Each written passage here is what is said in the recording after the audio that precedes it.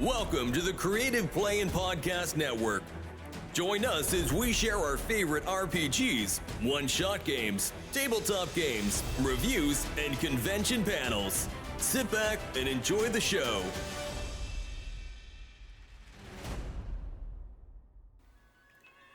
Hi, this is Kelly, aka Trixie from Ragnarok and Roll, a Scion to Ragnarok story, and Tilda Wimblewick from D&D Journey of the 5th Edition. First off, I would just like to say thank you to everyone for listening to our varied adventures, as well as for rating us on iTunes and RPGpodcast.com. If you haven't rated us yet, we would greatly appreciate it if you could. And if you're looking for more ways to support our efforts, we are now on Patreon, a great site where you can help us continue making more podcasts, as well as some special surprises for our patrons. If you can, please look us up at www.patreon.com/cppn. Every little bit helps. And again, thank you for listening. Hey guys, Jim here. And Kelly? And it is August the 15th for hashtag RPGaDAY2024. And guess what else it is? The Ides of August. It is the Ides of August, and also Kelly and Carrie's birthday. Happy birthday. Happy birthday to you. Happy birthday to you. Happy birthday, dear Kelly and Carrie. And some props for your mom, too. Thank you very much. So happy birthday. And the best gift is the gift that keeps on giving, which is our hashtag RPGaDAY2024. Husbands don't count. No, you're the best. A great character gear. See, I was going to totally throw out there that if I'm so great, it's only because I have great gear to go along with it. Well, you do have so many game books.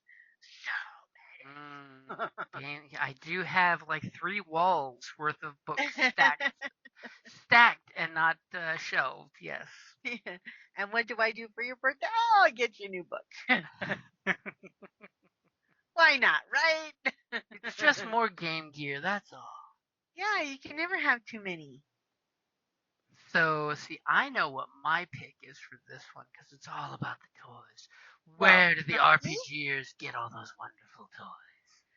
I would have to say Star Wars. Not only does the Star Wars RPG have, tons of different types of gear, they're moddable depending on the piece.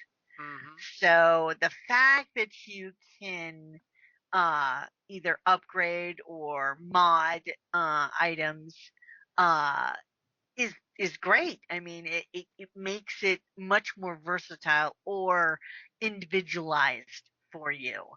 Of course, I guess that can also be said for, because of course it's kind of like it's a Genesis system. Mm-hmm. Then Genesis also, you can do that type of thing. Mm-hmm. So, which is the same system. It's just it's the same system. Version. It's just, yeah. So that's what I would have to go for, just because of the variety of items, not to mention how you can adjust it. Mm-hmm. I mean, yeah, my definite call is for Star Wars Edge of Empire, Star Wars Force and Destiny, and Star Wars Age of Rebellion. And with the caveat coming in of Android Shadow of the Beanstalk, which is basically Genesis's cyberpunk version, which has cool extra mods that are new, because the Star Wars system has great weapon mods. Like if you've ever played Knights of the Old Republic with the bajillion mods to your lightsaber, bajillion mods to your weapons, they made sure to translate that exact mechanic using hardpoints for their hardpoint system. So you could change out your lightsaber, give tricks to your lightsaber, different crystals that do different things. Your weapons can be modified. Heck, you can have a rifle that has a flamethrower under the barrel, or a grenade launcher, or a grapple gun. You can mod your armors, which they have so many armor modifications. And then you can modify your ships. And That's one thing I do love about Star Wars with everybody is I've seen so many different combinations of ship mods that people have opted for, and I'm always like, I didn't think of going for that combination, but that's what the group wants, you know. The system is beautifully elegant, so that way it's complicated enough you can make it as ridiculous as you want. And then you have talent trees, like if you're the ship modder for technician, you can actually give your ship extra options for modding or extra number of hard points because it's your custom ship. So you can get that ridiculous Boba Fett Mandalorian armor with all the toys. Or Yeah. you can have the Millennium Falcon with all the extra modifications on it. And the fact that they even have the upgrade system, so you could totally do like Han did and swip out that light medium laser cannon for a big ass quad laser cannon. And it can be done from the GM's point of view without a crap load of work on the GM or the player. Who doesn't want a cannon? I mean, I love Traveler because they have amazing ship mods because you literally build your ship square by square when you're playing in Traveler, but the weapons and vehicles don't have the number of mods that Edge of Empire and Star Wars does. That's why they win my Yeah. because you can literally make so many different combinations for your bounty hunter's armor or your bounty hunter's weapon. You know, there's certain weapons that are cumbersome and require you to, either get, my favorite is the servo, which is basically that harness from Alien or Aliens, Hmm. where you see the Marines put their gun on it and a little person can swing this big old giant machine gun on it. So that way, if you've got a guy who wants a ridiculous Gatling laser cannon and you're not strong enough, well, you slap one of those on. Or if you're Yeah. Not slightly strong strong, enough. you can just put a weapon sling on, which reduces its weight. Yeah. No, it's fantastic for. I mean, for gear wise, I just. I haven't played as many RPGs as you have, but I mean, if you like to, if you like to go shopping and to mod, you got quite a bit of choice there.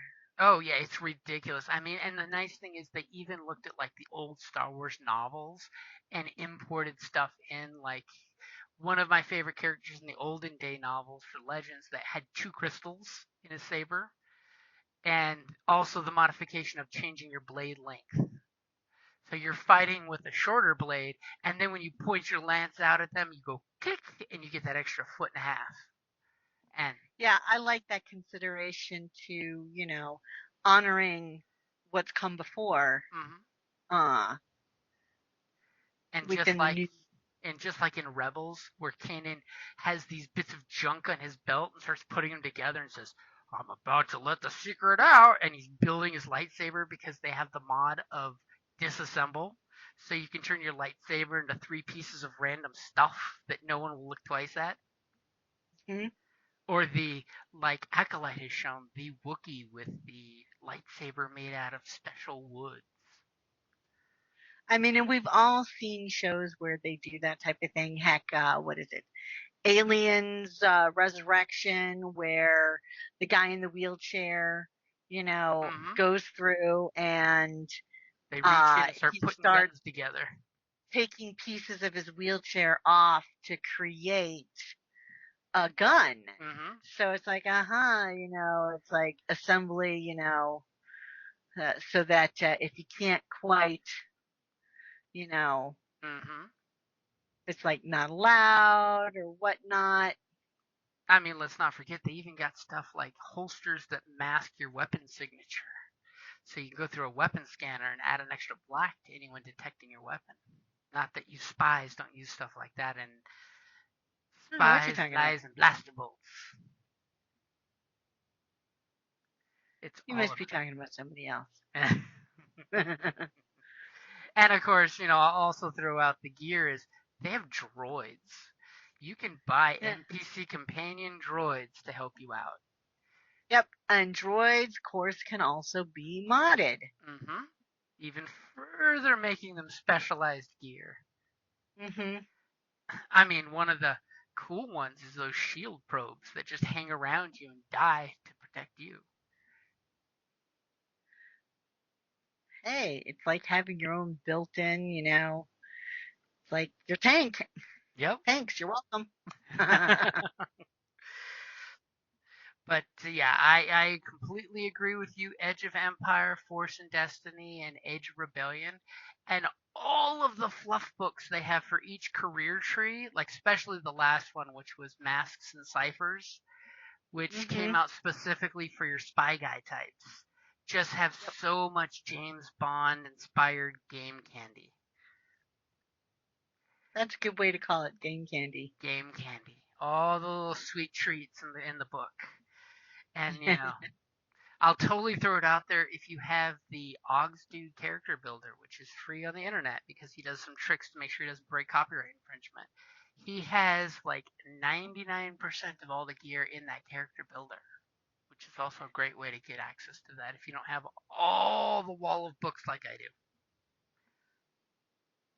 And Yeah. when in doubt for your players, always buy an Ascension gun. Whether it's an Ascension gun for grappling like Batman, which basically you get to see in episode 1 when they're climbing the wall to get into the palace, or under barrel ascension gun because you can end up shooting somebody in the foot and pulling them towards you. Ow. There's nothing more horrible than having a flamethrower with an ascension gun underneath it. I just had visions of Serenity where they spear his leg. Oh. It's like, gee, nice to have a grenade right about now. And again, there are so many grenades in Star Wars. Whether you want Oh, yeah. plasma goop, whether you want armor piercing, there's all kinds of toys, Yes, indeed. including And demolition charges. lethal and non-lethal. Yep. Yeah, for you bounty hunters that want to bring in your prey alive, there are plenty of non-lethal options in Star Wars. I mean, remember, Star Wars is one of the first ones we saw the stun donuts hitting Princess Leia in. So you can take them alive, but only at short range, unless you buy that one gun that lets you shoot stun donuts at long range. So, I mean, again, versatile. Mm-hmm. So yeah, that definitely takes the hat for me. Any honorable mentions for you? Oh, let's see. Honorable mentions for gear. I mean, I've got one honorable mention. Well, I already mentioned the Genesis, because of course you can They can craft. kind of umbrella, yeah. Yeah, so no, I'm drawing a blank. Okay, I'm gonna totally throw out every edition of D&D because the magical weapons are some awesome freaking gear. I mean, granted, from edition to edition, not all magic follows, and gets reprinted in the newer version. But my honorable mention is totally 4th edition.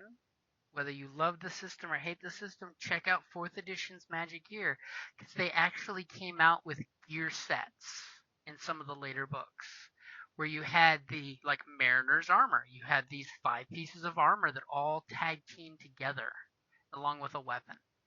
Or the Dragon Empire armor that came including a battle standard that you could stick down on the ground to help boost your friends. Well, yeah, the D&D of course is nice, but it seems to me that there are fewer and fewer magic items these days. Yeah, they're definitely going low fantasy instead of high fantasy. Yeah, and it's fine. It's you don't have to constantly have decked out with all the little thingies, but it does seem that there's a lot less around than See, then you could always, another honorable mention would be Iron Kingdom's Requiem for 5th edition. You have Steam Jacks. Well, that's true, but I don't count them. I mean, well, they do get their own gear. I mean, it's like, so you have but similar with droids. Mhm. You can mod them, you can, and, do that type of stuff. So, So the big winner's definitely the Star Wars. oh yeah, I mean, hands down, I think that it's definitely Star Wars. Gear in the And galaxy. that's my top choice. Gear in the galaxy far, far away. Alrighty, and we will not grind those gears anymore. See what I did there? Yeah, it was And a little forced, baby. little force. Yep, Get it? force. Because Star Wars. May the force be with you. Alrighty, guys, that's gonna be a good place to wrap it up. And you guys have a great day. And again, happy birthday. Thank you, baby. All right, later, guys. Bye. Thank you for listening to the Creative Play-In Podcast Network.